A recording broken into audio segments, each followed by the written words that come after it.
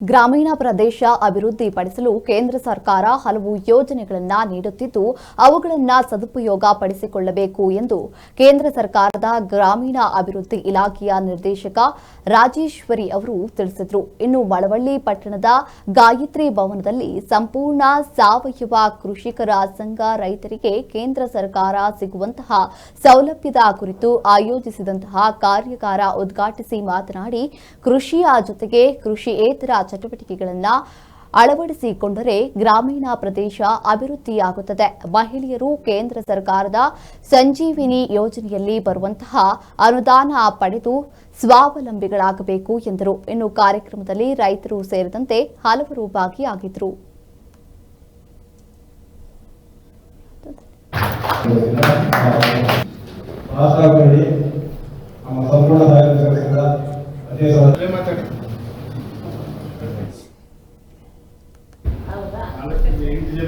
But ಬೆಲೆ ಇಲ್ಲ, but ಅದಾದ್ರೆ productive ಕೆಲಸಗಳು ಆಗೋದಿಲ್ಲ.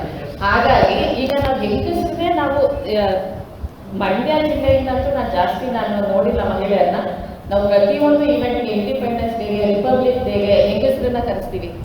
ದೇಶಾದ್ಯಂತ 800,000 ಜನ ಹೆಂಗಸರು ತಮ್ಮ ಫ್ಯಾಮಿಲಿ ಜೊತೆ ಬರ್ತಾರೆ.